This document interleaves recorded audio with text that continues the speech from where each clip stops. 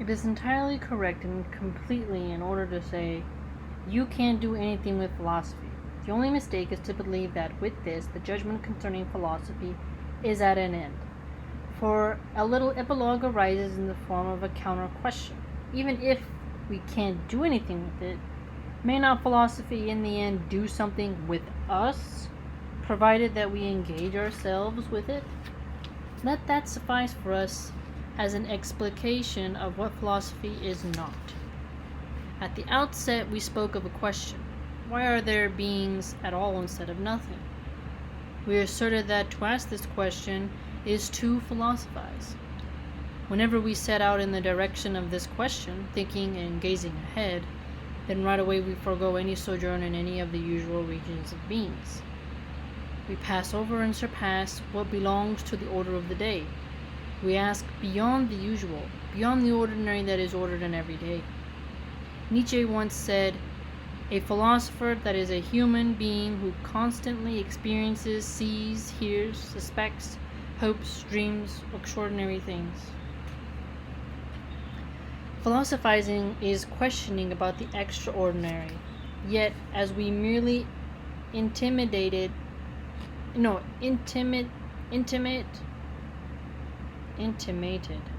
at first, this questioning recoils upon itself, and thus not only what is asked about it is extraordinary, but also the questioning itself.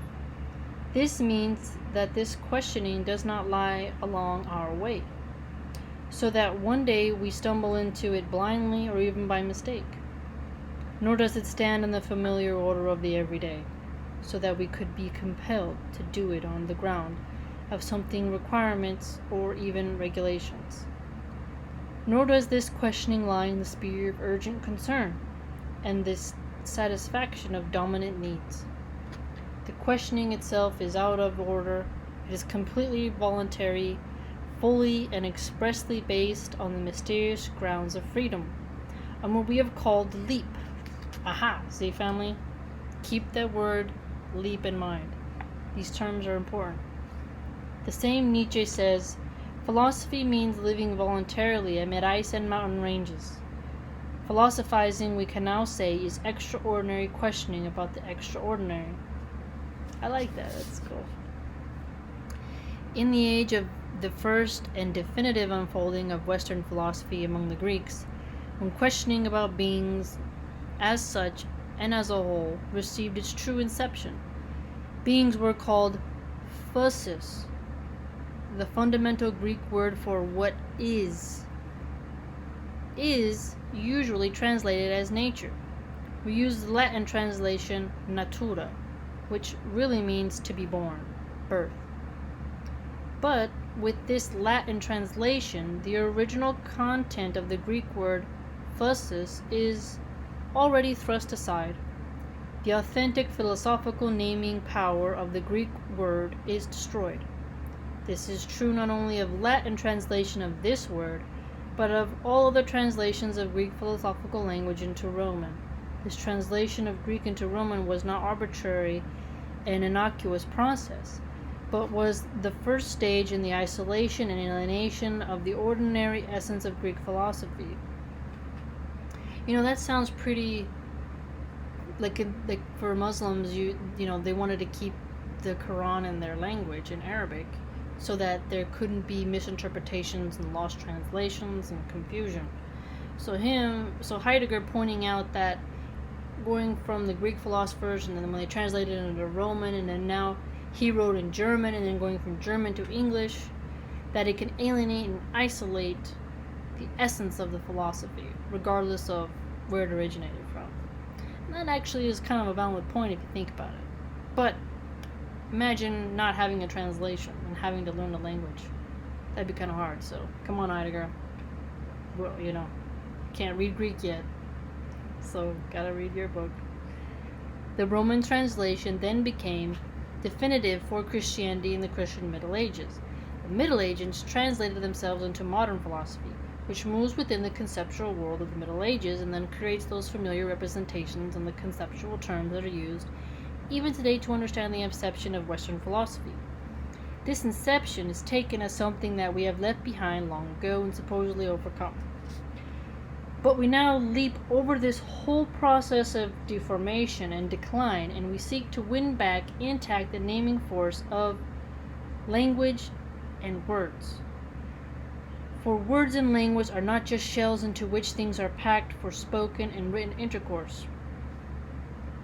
In the word, in language, that things first come to be and are.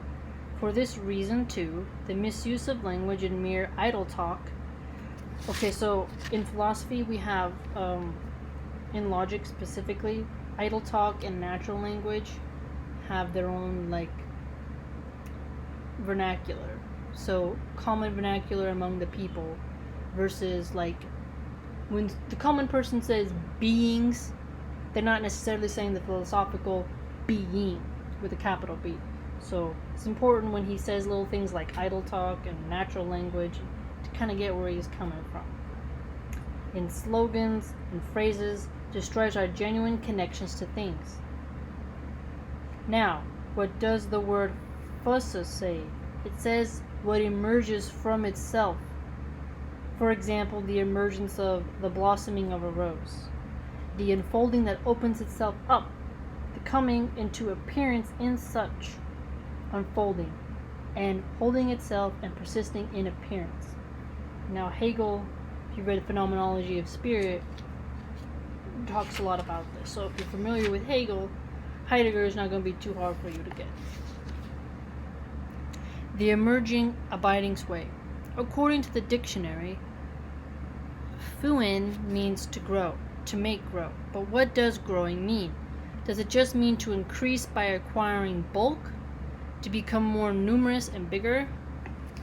Phusis as emergence can be experienced everywhere. For example,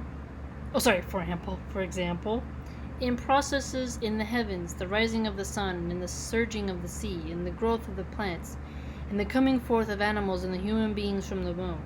But phusis, the emerging sway, is not synonymous with these processes, which still today we count as part of nature. This emerging and standing out in itself from itself may not be taken as just one process among others that we observed in beings. Phusis is being itself, by virtue of which beings first become and remain observable.